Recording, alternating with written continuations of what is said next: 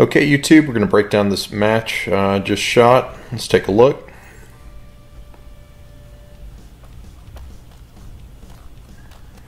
Alright, that one looked good on the partial there. And then I just went a little bit too slow coming down the middle on these partials.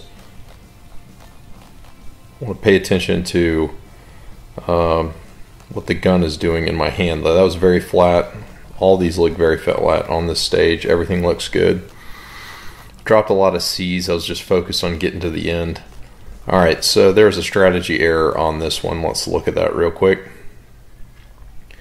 So I came into this position so that you can see the popper here in the last position triggers the drop turner. I came in on this open paper. What I should have done is come in on the steel, taken the partial target, the open target, and then the drop turner. One gentleman went for that and was able to connect on it, and I think there's enough time, and you can see what I mean. I ended up getting 2 alphas on this and 3 alphas on the drop turner, and the way he shot it was a little bit more aggressive. So I'm still waiting there. I still got like a half second there, so if I had transitioned real fast, I probably could have still caught that drop turner, and that would have been the more aggressive way to do it. Probably higher risk, but it worked out for him. He did okay.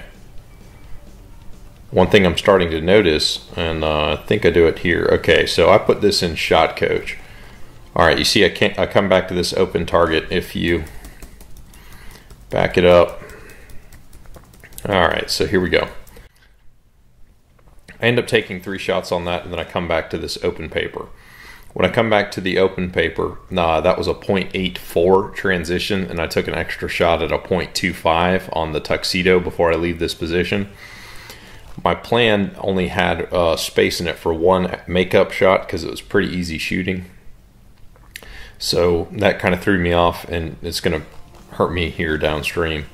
Should have shot that open target a little bit faster. Alright, I was actually real pleased with this. I know I bang on myself pretty hard on this, but if you actually kind of back it up, you can see me shooting a partial target, kind of entering position while my feet are still moving, and then I start backing out of position, shooting a partial target. Alright, this is where it goes bad. If you actually listen to the native video, you can hear me release the striker on an empty chamber and hear the sproing of the Glock as I try and shoot this as I'm moving into position here. So this was costly. In shot coach, this cost me over a second, like a 1:10 or so. Because I should have shot already and gotten down the thing. So ultimately, my makeup shots at the beginning of that course of fire ended up costing me about 2.2 seconds. And if I had run that, I still wouldn't have won the stage, but I would have been a much higher percentage, and that was a very high value field course. So while those are not major errors, they still hurt on the overall. This stage I executed my plan well, my points were good, shot with pretty good aggression, but I did make kind of a tactical error. Again, the guy who shot the stage with the brilliant plan on the activator, so you can see me retreating. I stop kind of right at the crook in this corner right here in line with the barricade, which was better than what a lot of people are doing. They're running back to right here, but by running back to here, you're adding about 5 steps to your overall distance you have to travel. So some people were running back here, shooting, and then running all the way to the end position that I did. It was basically the same plan, but the positioning wasn't as good. Some people, you had to start right there where I was standing, would go right first, then come to this corner, then advance. And that adds a ton of steps doing it that way, so that wasn't a good plan. These targets, as you can see here, I mean, that was probably 7 yards, that was maybe 10 yards on these partials. It was still maybe 8 yards on that partial. If I had taken 2 more steps to my right, the position that I shoot, basically right there, if I had backed up a step, you could see all of the targets. I could have shot those 3 targets right there and the 3 from over there. Alright, the only stage that mattered all day was this stage for the classification, and I absolutely duffed it. So let's look. Over the top, over top, over top, over top. Okay, so I missed literally the first 3 shots I took on the left target, all went over the top of the head. One of them kind of nicked it, but they all ended up connecting. I think I shot 4 alpha or whatever I did on this stage.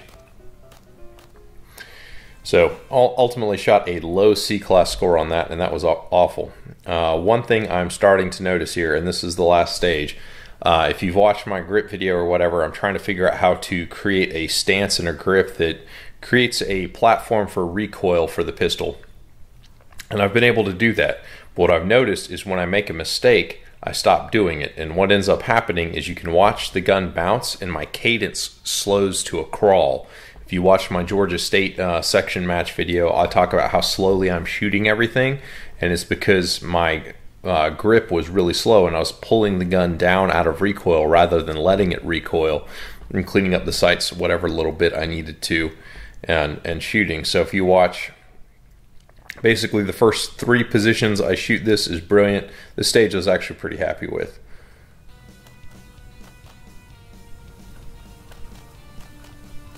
That was good. Good reload through there.